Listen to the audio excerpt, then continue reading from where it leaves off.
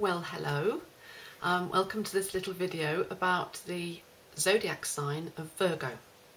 And what I'm describing in this video may well fit with all of the Virgo sun signs because I'm describing the energy that the sun was in when they were born. But I would like to point out that we all have a little bit of Virgo in us somewhere. So if you're listening to this and you're not a Virgo sun sign, you may still recognise some of the things and think, ah, that's funny, I do that. Okay, so what's the Virgo energy all about?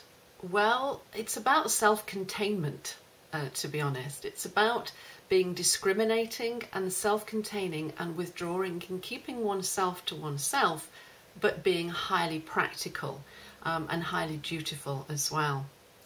This sign can be quite mysterious actually, because it's hard to get to know these people. It's hard to make out what is making them tick. From the outside, what we see is a lot of worry and a great sense of duty and a great need to go over and over things, endlessly talking or endlessly regurgitating. But it can be quite difficult to kind of like get to the inside of Virgo, and that's because the Virgo energy is all about the centre, the self-containment at the centre, and Virgoans routinely go through a kind of withdrawal where they renew themselves and their centre without the need for others. It's kind of like restoring their virginity. The Vestal Virgins in Rome were very Virgoan, mythological goddesses, or high priestesses if you like. Now, if we consider three quite famous Virgos, then you will see how this inscrutable demeanour can look. So Sean Connery, for instance, the lone Secret Service agent, Greta Garbo, for instance, or Sophie Loren, all of them alluring, all of them highly desirable, but each of them kept themselves to themselves. I want to be alone, said Greta Garbo. Virgos can get quite a poor press actually, because it's as if they're always critical to those around them, that you can feel the weight of the Virgo criticism.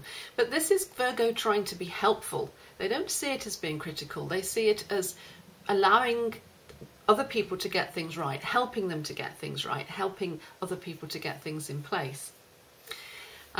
Virgo looks at something and says, now how can I use this? How can I put it to its best use? How can I organise it so that it performs in the way that it would be best to perform? So they have a detail gene, which can be quite irritating to the fire signs, for instance, who kind of throw everything up into chaos.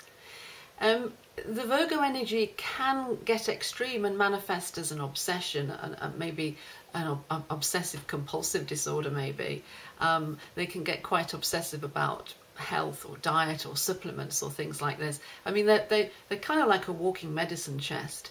Most Virgoan women have something in their handbag with pills and plasters and stuff like that in. Actually, Virgos are very good to have around in an emergency. This is such a practical, dutiful, calm, earthy sign that when it comes to an emergency, you want a Virgo on hand, because they know what to do. They know how to deal with things, and they go about it calmly and with this practical, no-nonsense way. So that can be quite a useful thing. The Virgo energy says, if I look at something and I analyse it from all sides, I can throw away what is not useful, and I can keep the useful bits, and they will be useful. And this is what the Virgo energy is all about. So it's about withdrawing into the self so that that process can be carried out. They have great dignity and great humbleness, and they can give a great regalness or a great calm, quiet pride to humble service. They can take service to others and they can make it so dignified and so calm and so serene. This is something that they really excel at. The problem is sometimes Virgo has to do things that mean the energy has to keep a distance from others. So if Virgo is analysing and categorising and getting things sorted in their mind, then they can keep other people at a distance, because if the other people got too close, then the Virgo would get emotionally clogged up. And Virgons don't like to be emotionally clogged at all. They like to keep their minds quite clear. They worry enough as it is. I mean, they spend their whole lives worrying. That's all they ever seem to do, really. And if they had emotions on top of that, then they would kind of get all frazzled. So routines are incredibly important here, and a Virgo will always say no before yes. So if you ask a Virgo if they want to do something that is out of the ordinary or outside of their routine, what you will find is the Virgo will go no, because in the back of their mind it's about, that will take me out of my routine. The routines seem to keep the Virgos calm. There's something about the opposite sign of Pisces which frightens the Virgo. I think Virgo looks opposite to the Piscean energy and goes, oh my God, at any moment it's all about to unravel or get washed away. So Virgo has this stress about keeping it all in order. So that there is quite an anxiety about this sign. Having said that, they're lovely to have around for all the reasons I state. You know, they are friendly, they are chatty, they're curious about people. The curiosity is always about, well, if I know about this person, then I can categorize them and I can meet their needs. I can be dutiful, I can be of service. So they're kind of nice to be around for that reason. Anyway, I hope that was useful and interesting. This is one of a whole series of zodiac signs that I'm doing. I'm doing one a month.